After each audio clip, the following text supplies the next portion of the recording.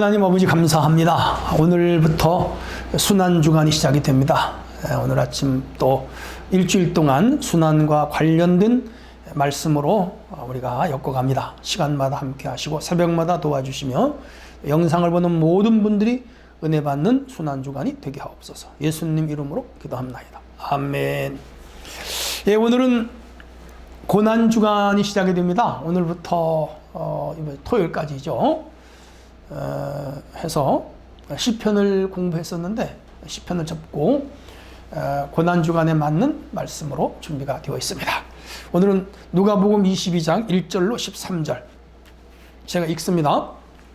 6월절이라는 무교절이 다가오매 대제사장들과 서기관들이 예수를 무슨 방도로 죽일까 궁리하니 이는 그들이 백성을 두려워함이더라.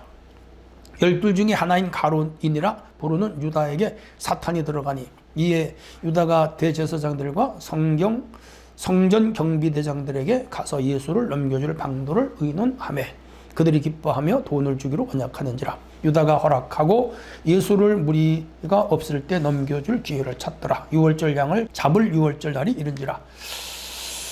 예수께서 베드로와 요한을 보내시며 이르시되 가서 우리를 위하여 6월절을 준비하라. 우리가로 먹게 하라. 여짜 어디서 준비하시기를 원하나이까. 이르시되 보라, 너희가 성내로 들어가면 물 한 동이를 가지고 가는 사람을 만나리니 그가 들어가는 집으로 따라 들어가서 그 집 주인에게 이르되 선생님이 너에게 이 말씀이 내가 내 제자들과 함께 6월절 먹을 객실이 어디 있느냐 하시더라 하라. 그리하면 그가 자리를 마련한 큰 다락방을 보이리니 거기서 준비하라 하시니 그들이 나가 그 하신 말씀대로 만나 6월절을 준비하니라. 아멘. 예, 오늘은 탐심을 따르는 배반과 말씀에 순종하는 제자들, 이런 내용이 되겠습니다. 자, 6월절 왔습니다. 6월절은 잘 아시는 대로 이스라엘이 애굽에서 나올 때 모세가 10가지 재앙을 내렸잖아요. 마지막 재앙이 장자를 죽이는 재앙. 그때 조건이 있어요. 양을 잡아 문설주와 인설주의 바른 집은 천사들이 가가호 방문하며 장자를 죽일 때에 그냥 넘어갔어요. 영어로 패스오버, 6월절이고요. 그 애굽 사람들은 그 사실을 몰라서 그날 밤에 양을 잡지도 않고 피를 바르지도 않아서 천사가 들어가서 그들 장자를 다 죽였어요. 바로 임금의 왕자까지 죽였습니다. 그렇게 해서 그 10번째 재앙이 오자 그 애굽에 어마어마하게 많은 장자가 죽었죠. 그렇게 해서 바로가 이스라엘 백성들을 출애굽을 시킵니다. 나왔죠. 홍해바다를 건넜고 광야를 통과했고 최종적으로 40년 만에 가나안 땅에 들어가게 되는데 그 애굽에서 나오던 날 그 양이 죽어 그 피를 흘림으로 이스라엘 장자가 살았다. 그래서 그 죽음의 천사가 그 집은 넘어갔다. 뭐를 보고? 피를 보고 넘어갔다만 지나갔다 이 말이야. 그날을 기념하는 것이 6월절입니다. 해서 그들이 애굽에서 나와서 그 다음 해 그날 6월절을 지켜요. 그게 그들 달력으로 니산월 1월 14일인데 니산월 14일인데 우리로 말하면 정월 14일을 말합니다. 그날이 바로 6월절입니다. 6월절. 자, 그러면 그 6월절은 그 첫날이 6월절이고 그 다음 날부터 일주일을 무교절이라고 그래요. 무교절은 그 이제 누름 듣지 않은 떡을 먹으면서 조상들이 광야 나올 때 고생했다. 그래서 고생을 체험하는 그런 기간인데 지금부터 3000년 전인데 이 사람들은 지금도 지켜요. 6월절을 3000년 동안 계속 지켜오는 거라. 유대인의 명절이기도 하면서 성경절기로서 유대교의 종교 의식을 행하는 절기이기도 해요. 자, 그날이 왔는데 예수님도 그 절기를 지키러 갔어요. 이스라엘 사회에서는 12세 이상은 다 이 6월절을 예루살렘 성전에 가서 제물을 바치면서 지냈어요. 예수님 예루살렘 성전에 올라간 기록이 여러 번 있고 이제 예수님 공생의 마지막 예루살렘으로 올라가요. 그런데 이 구약에 나타난 이 6월절 양은 신약에 우리 죄를 위하여 십자가에 죽으실 예수님의 모형 사건이에요. 그림자 사건이라고도 말합니다. 그래서 세례 요한이 예수님을 보고 세상죄를 지고 가는 하나님의 어린 양이다. 예수님이 바로 그 6월절에 십자가를 지고 죽는 거라. 참 놀랍죠? 구약의 사건은 다 십자가 사건과 연결이 돼요. 대제사장들과 서기관들이 예수를 무슨 방도로 죽일까 궁리하니, 사복음서를 보면 예수님 공생의 초기부터 이 유대 그 바리새파, 서기관, 율법사 그리고 제사장들은 예수님을 죽이려고 해요. 왜? 유대교의 거침돌이 되는 거라.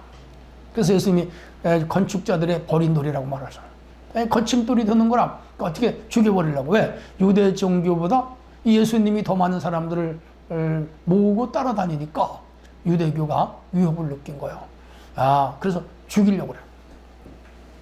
근데 사실 종교는 사람을 살리는 종교인데 사람을 죽이려고 그래요. 종교가 교권이 되면, 권력이 되면 그게요, 정치 권력만큼 무서워요. 자, 12 중에 하나인 가룟 유다라 이나 부르는 유다가 사탄. 근데 예수님 제자가 12명인데 그 중에 한 자가 배신자가 됐어요. 원래 어디든지 내부 배신자들 때문에 어렵습니다. 국가도 그렇고요. 그 사업을 하시는 분들, 기업을 하시는 분들도 내부 배신자. 요양원을 하시는 분들 얘기를 들으니까 계속 민원을 넣는데 외부인이 민원을 넣는 게 아니고요. 그 내부 직원들이 넣는다는 거예요. 힘들어 죽겠다 하더라고. 그 원래 가까운 사람이, 아는 사람이 그런 사람들이 있어요. 그래서 가룟 유다가 이제 예수님 팔아버려야겠다. 근데 중요한 게 있어요. 사탄이 그에게 들어갔다. 사탄은 마귀 귀신이에요. 악한 영이 들어간 거라. 오늘 우리가 선하게 살다가도요, 악한 영이 들어가면요, 하루아침에 돌변합니다. 무섭죠? 그래서 오늘 우리는 내 마음을 잘 관리해서 사탄이 내 안에 들어오지 않게 하는 거. 생각만 싹 바꾸면 사탄이 되는 거죠. 어제까지 제자였는데 생각이 팍 돌아섰어. 예수님을 배신하고 팔아버리는 거예요.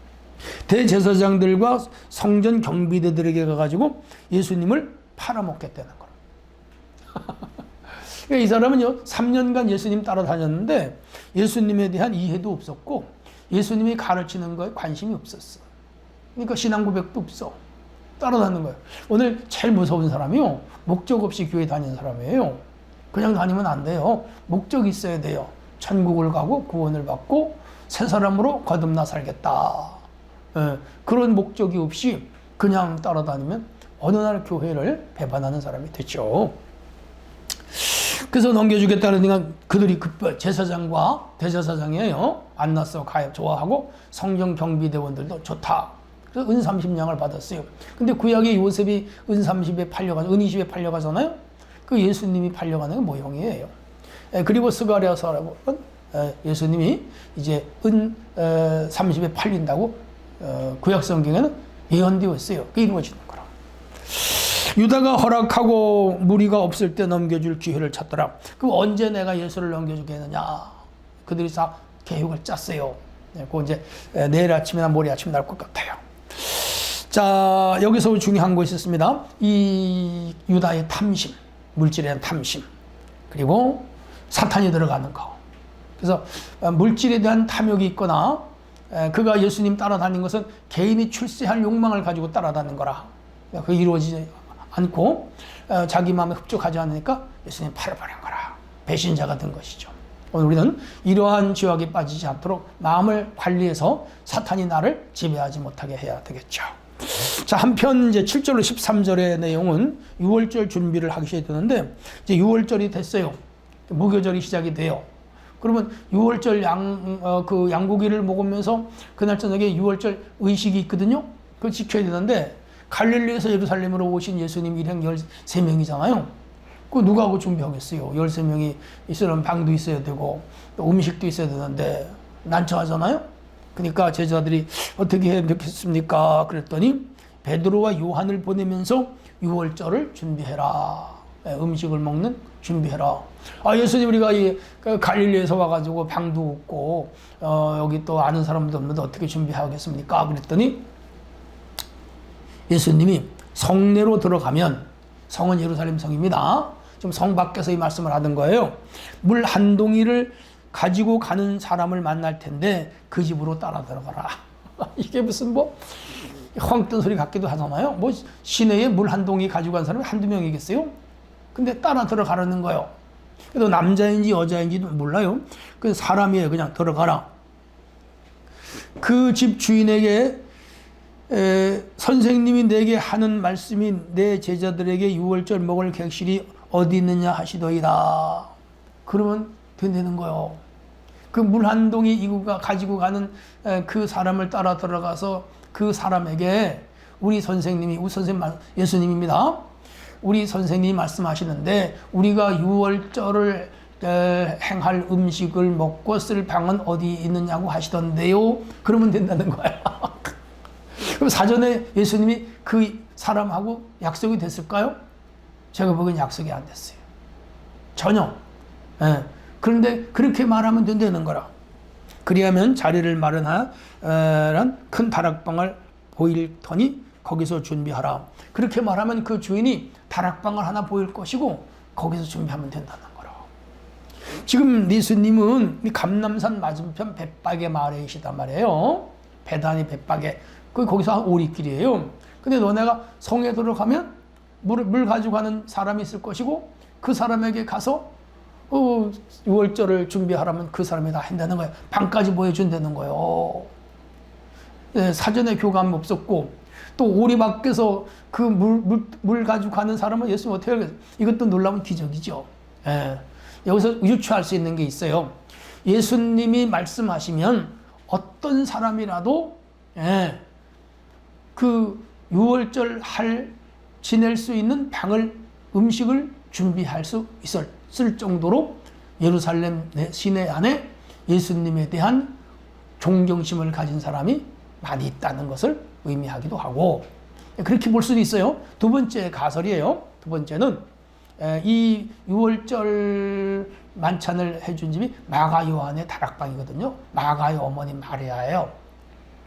그런데 예수님의 신통력이죠. 능력이 이 제자들이 갔을 때 물동이를 가져가는 사람을 만나게 되고 그리고 그 사람이 바로 마가 요한의 어머니 집이 것을 예수님은 아셨고 적당한 시간에 만나도록 예수님께서 제자들의 발걸음을 인도했다. 어느 기적이죠. 어쨌든 간에 이건 참 불가사의한 일인데 그렇게 해서 준비가 됩니다. 그리고 13절에 그들이 나가 말씀하신 대로 만나 유월절을 준비하니라. 간단하게 한 문장으로 처리했지만 신기하게도 예수님 말씀하신 대로 됐다. 예수님의 말씀이 하나님이잖아요. 그러니까 뭐 거기에 대해서 우리가 더 다른 이론을 붙일 필요는 없어요. 중요한 것은 그렇게 뜬구름 잡는 식으로 주님 말씀하셨는데도 불구하고 요한과 베드로는 그냥 순종했다는 거. 예수님 그게 말씀이 됩니까? 시내에 물동이 이고 가는 사람이 한두 명입니까? 그리고 어느 집에 그렇게 말한다고 누가 준비하겠습니까? 그렇게 주님의 말씀에 토를 달면서 우리 못하겠습니다. 말이 돼야지요. 돈이 있어야지요. 그게 됩니까? 그렇게 할 수 있는데 이들은 그렇지 않고 순종했다. 이게 참 신앙이다 하는 것을 우리가 알 수가 있는 거예요. 자, 여기서 한 질문 드릴게요.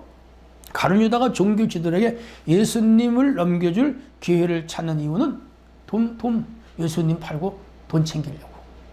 아니 그래도 그렇지 자기 스승을 팔아서 돈을 챙기다니 말이 됩니까?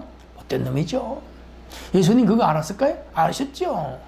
그러면서도 그 사람을 사랑했고 3년간 데리고 다녔잖아요. 왜 그랬죠? 예수님은 그자가 자기를 팔 걸 알고 그리고 예수님은 어차피 십자가에 죽기 위하여 오신 분이에요. 그자가 예수님을 팔게 되고 죽게 될 걸 알아. 그러면서도 그 일을 그냥 수용하세요. 예수님의 인내와 하나님의 섭리를 따르는 예수님의 신앙 놀랍고 그런 나쁜 놈임에도 불구하고 품으시고 3년간 끝까지 입을 열지 아니하시고 기다리신 예수님 위대하다 하는 걸 느낄 수가 있습니다. 내가 쉽게 넘어가는 유혹이 어떤 것인가?